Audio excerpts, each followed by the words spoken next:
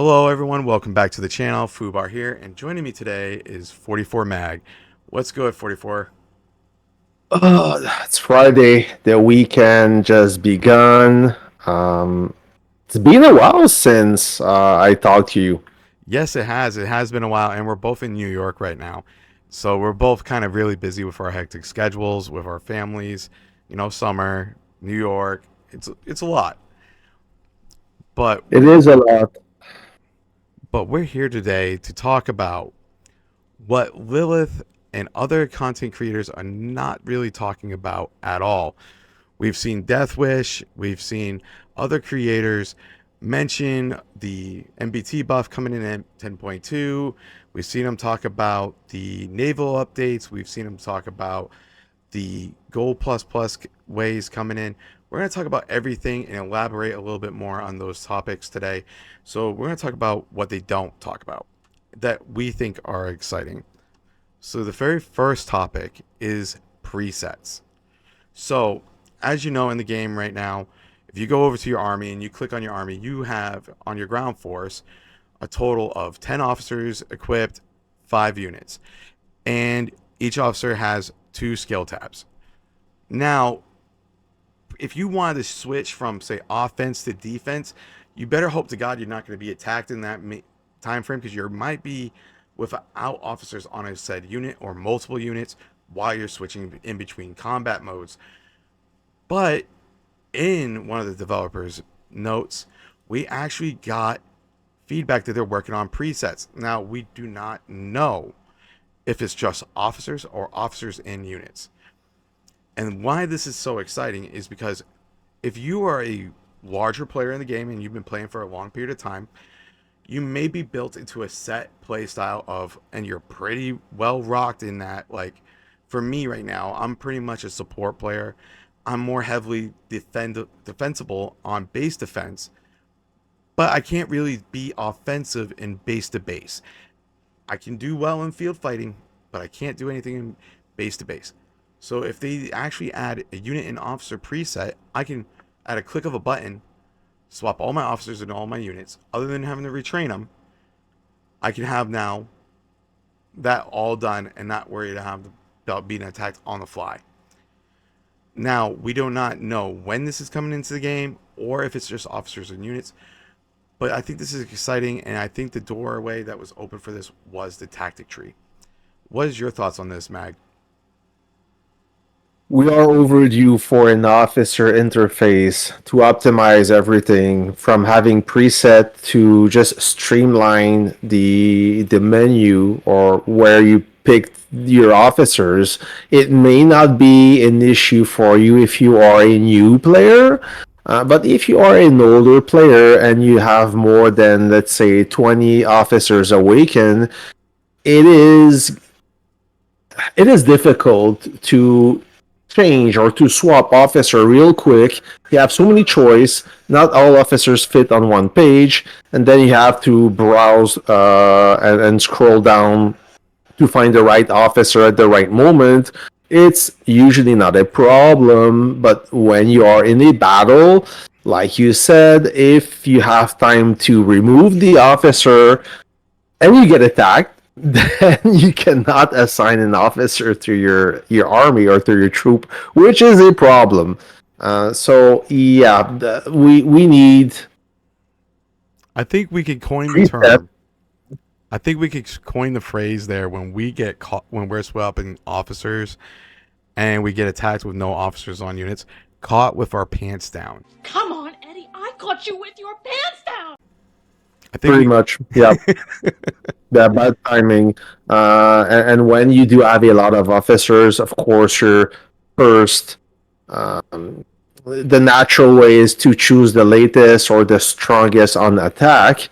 But there are still some older officers out there that are useful to defend your base. So the only way you can have the best of both worlds is to be able to switch on the fly. That would make it easier for everyone. So yeah. Yes. So I'm really excited for this feature. I hope it comes into the game in the near future. Um, Now The next topic we're going to talk about is power caps in the L4 events other than Legendary 1. Now, I saw a lot of pushback against this one after the developer left that feedback. Guys, I'm in Silver 1 and I'm 226 million power. If we look at the restrictions right now, at 226 million power, I have all 5 of my ground forces, 8.1, max prototype. Only one of my units is max in the modern wrenches.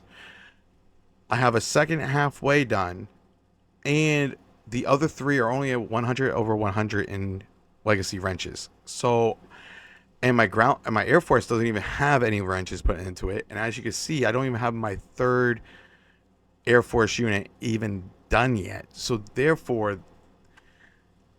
yeah, they're going to have to really push that bar pretty high for max power cap, because you got to think in Silver 1 battlefield, we're just using Silver 1 as a mile point, just so you guys understand.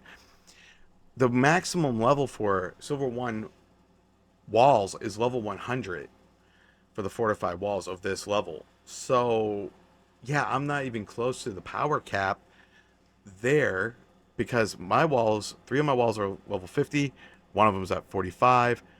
Yeah, we're nowhere close. The only thing that I have a slight advantage over these other players is my tech, my research, because I have 3 years worth of research put into this account. And as you can see right now, I'm at 534 in my advanced combat tech, and my modern war tech is at 80, and my advanced city defense is a joke of 2. But it's still very much further ahead than some of these other players. So that's where I think they're going to be leaning on that power cap. What is your thoughts, Mag?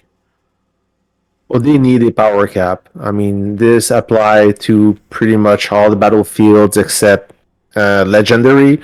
Well, maybe legendary too, as legendary, for those who are unaware, it's the best of the best, but it lost its popularity. We're struggling to have 8 strong teams to compete in that event. No disrespect to anyone who doesn't make the cut here, but the principle is all the strongest should go in legendary. The one that doesn't have enough power should go in gold. Otherwise, you have now 700, 800, 900, soon a billion power bases in gold 1 and maybe even gold 2, which is a problem. Those players in legendary, they are difficult to knock down. So imagine in gold, where the average base is maybe 300, 400 million. Now they have to face a 800, 900 million power base. That is kind of unfair, and that spoiled the experience for everybody else. And I know I may catch some flag because, well, Mag, your base is powerful, and what is the problem? Well, I play in legendary. That's where I belong. I think I could play in gold, so it would be much easier for me. And a lot of players think that way. They want to have the upper hand, but they don't want to spend and power up their base, so they choose a lower tier battlefield to be more competitive.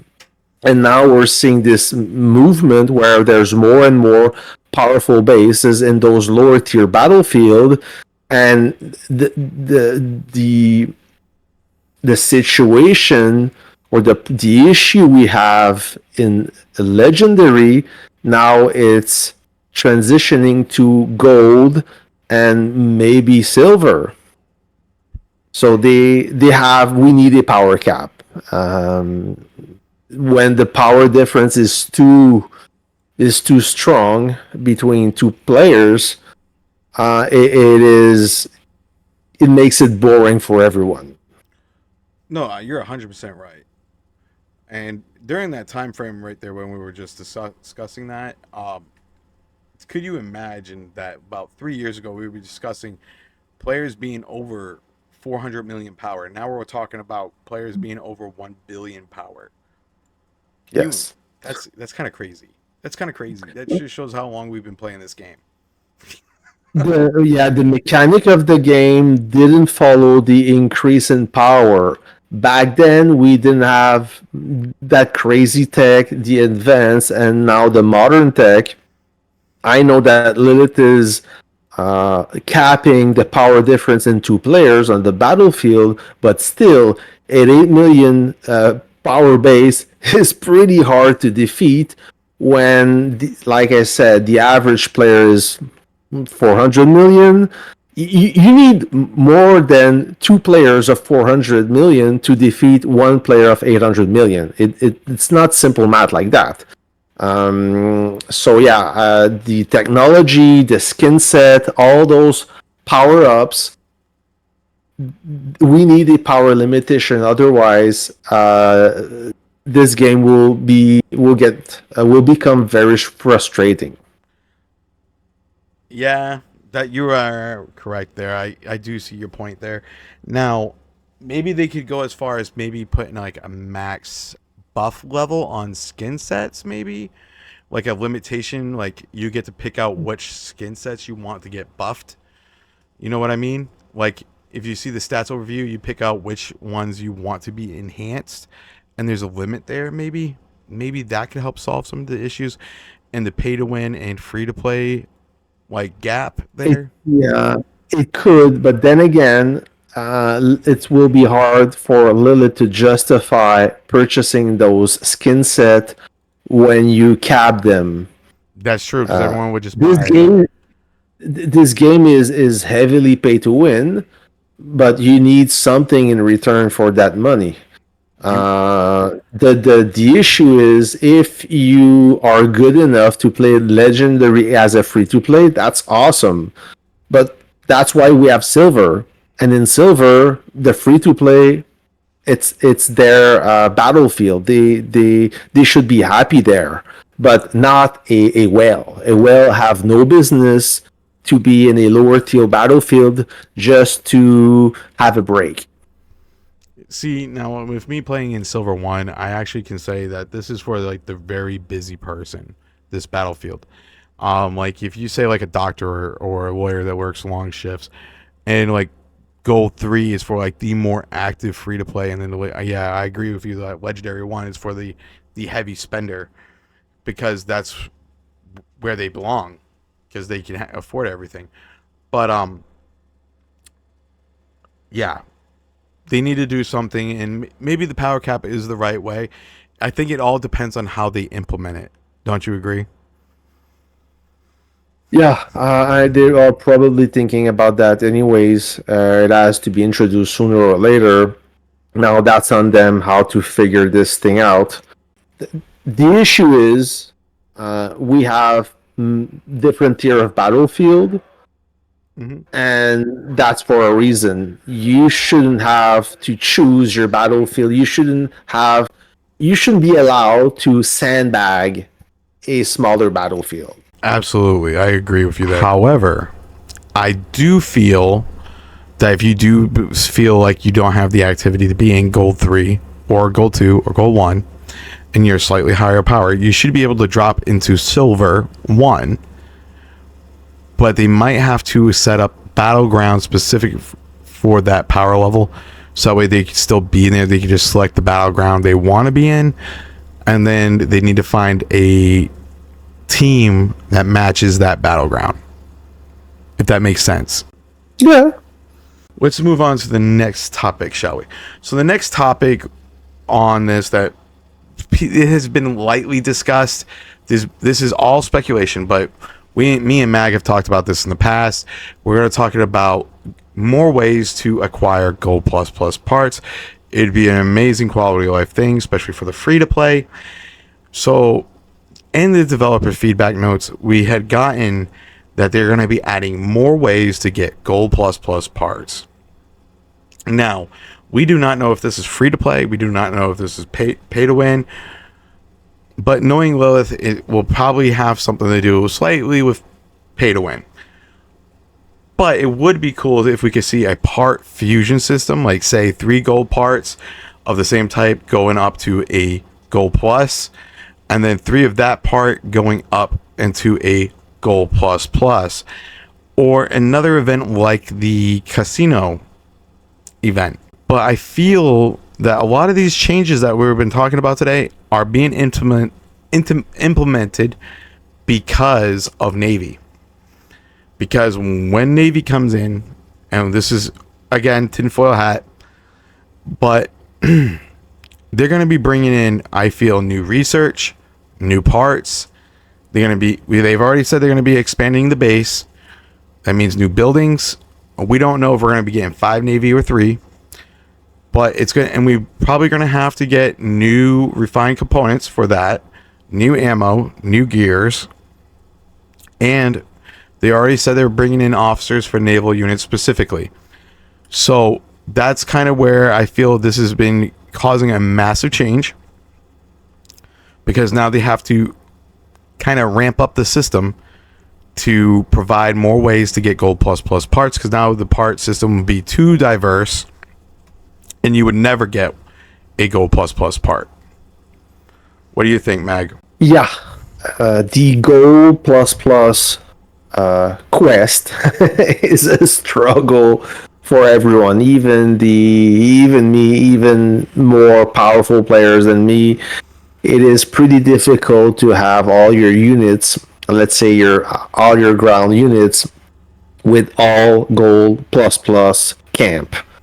This is difficult, of course. If money is no object, then you may have another problem. But for the smaller player, there should be an alternative way to obtain those blueprints or those parts. Maybe those parts. It would be fair to be able to assemble those parts and then fuse them, and not assemble those blueprints. That would be too easy. So make it still challenging, but now it's almost hopeless. For some players, they may never have a single Gold Plus Plus part. They could assemble a perfect one from a Gold Plus, but it's not the real thing. Anyways, finding more ways, yeah, still with it could still be challenging without the Ultra Nightmare mode, right? Yeah. So you have hope of gaining something, but those parts, why they are valuable is their rarity. Yeah. In any business, it goes with supply and demand. Then the demand is high for those parts or those blueprints because there's so few. Yeah. Having it another way would be awesome. Maybe let us play the mechanician ammunition with only gold. That would be a good start. I agree with you there. Instead of purchasing packs, that would be a great start. At least you can save your gold for a reason. I have a quick question. Yeah. I have a quick question for you, Mag. Have you seen Monty Python's The Holy Grail movie? No, I did not. You did not? Okay. You gotta watch it after this. All right, I'm telling you this, and the fans are gonna tell you to watch it now too. Okay. When we started talking about gold parts, I kind of felt like we were in that movie. We were in the quest of the Holy Grail, and Willis is this white little rabbit that massacres everybody. And behind the white rabbit is the Gold Plus Plus parts. That's the current state of the game. There. What, behind the rabbit? It is the rabbit. You silly sod! What?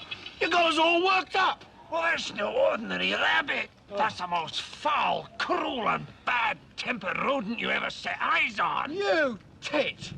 I saw my arm and I was so scared. Look, that rabbit's got a vicious streak a mile wide. It's a killer. Get stuffed. He'll do you a treat, mate. Oh, yeah? Manky Scots git. I'm warning you. What's he do? Nibble your bum? He's got huge, sharp... he can leap about... Look at the bones! Go on, boys, chop his head off. Right, silly little bleeder. One rabbit stew coming right up. Look! If you agree with me on this, put a like on the video and comment, Mag, watch Monty Python The Holy Grail. Okay? I will. Now, the next thing we wanted to talk about was actually we were going to talk about the buffs. Now, we were going to talk about buffs towards these units. We're going to glance over them because they deserve their own video, but we're going to talk briefly on them. So, if you're familiar with the officer, the Whipcracker, Whipcracker. as you can see, if you fully awaken her, she ends up gaining a shield coefficient of 500 every time she enters combat for 4 seconds.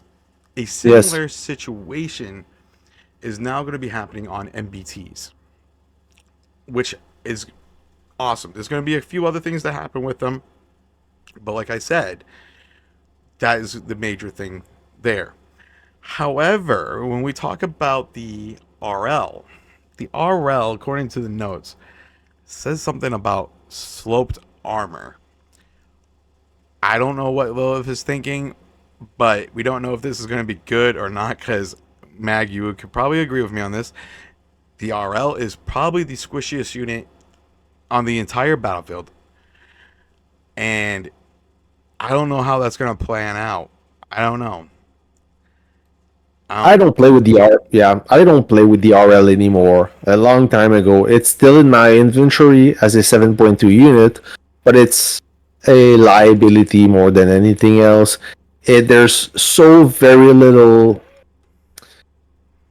There's only a few scenario where the rocket truck can be useful when the enemy are traveling in front of your base. Besides that, or when we hunt bases. So what we do toward the end of the conquest, we hunt bases. So we make a group of L, a group of infantry, and a group of rocket launcher. Because of this, the added mobility, it's useful to hunt bases when they are far apart, when they're scattered around the battlefield. That's pretty much the only reason why I'm using the rocket truck. Besides that, for farming bunkers and Raven, the light tank is much better. Plus, it can defend itself against bombers or jets, which the rocket truck cannot. It's a pickup truck, right? It has no armor. It is mobile. And when I saw the developer's note, I was disappointed because I expected something better. Let me view the developer while you thing. view that, I'm gonna tell you right now. When you said it's a pickup truck, the only thing I could think of was a Toyota with a motor capability on the back of the end of it. Yeah, I got Toyota Tacoma. Yeah, it's like a Toyota Tacoma. Exactly, it's a Toyota Tacoma. A technical, so it got no armor, it's fast, but it's kind of a one-hit wonder where you attack and you have to get the hell out of dodge before you get chased by light tanks. Yeah. Right now, I do not see. So other optimization, adjustment to light tank garrison. Hold on. Added slope armor for the rocket launcher. Okay, now I see it. Reducing the damage they take from non-penetrating and over-penetrating attacks. This provides significant damage reduction. See, this is significant against normal attack for most ground unit force. Most. Not all. Not all. Probably not the light tank. Which is its strongest predator. Mm-hmm. So yeah, I'm a little bit disappointed. I was expecting an additional grid range. I was expecting maybe a faster load or reload time. There was a time where the rocket truck was the apex predator for the howitzer, but these days are long gone. Oh, freaking the rocket truck! For those who rushed the Saber of the Nation when he first came out with Antonina, and the RL meta was going on, they were a menace to everything. I mean, light tanks, MBTs, helis, you name it. It was just a menace, but a fun menace. But yeah, it was a fun unit, and you still had to know what you were doing. Yeah. Now, even if you know what you're doing, I know some players that they use the rocket truck as their main unit, and they do lose a lot of troops in the process. So not the most effective unit in my book. Like, if you look at it this way, the MBT got many buffs.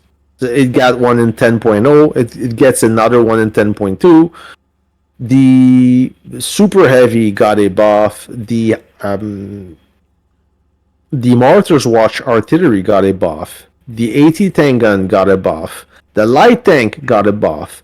The Helicopter got fixed. I mean, there's not a single weapon that didn't get adjusted except the Howitzer. Now the Rocket Truck, it is overdue. I mean, I may get disappointed. I think that this buff won't be enough, but let it. They're not stupid. They will observe this and probably adjust it if they see that this buff is useless. Yeah. Well, I'm going to be prepared to be disappointed for you. How's that, bud? On the RL side. Yeah. But Yep. there's another thing you could be disappointed for me, because you know I use a Martyr MBT. So the Martyr MBT, you can just admit it with me right now. It's useless, just like the RL. It's only good for soaking damage. But on the good side, I was able to finally reverse engineer a Liberty MBT. Oh. So finally I got some firepower in the game. Not camp buff, but with the parts, but all gold plus. So I'm going to be happy about that. Yeah, getting a new unit is always very satisfying. Yeah. All right, friends, we're going to call it here today. Please check out the Discord. Fubar's Lounge Discord link is going to be in the description down below, along with 44 Mag's YouTube channel page. If you guys would like, please join the Discord. Me and both Mag are in there. We share his videos there, my videos there. So without further ado, guys, we got your 6. Peace. Take care. Goodbye.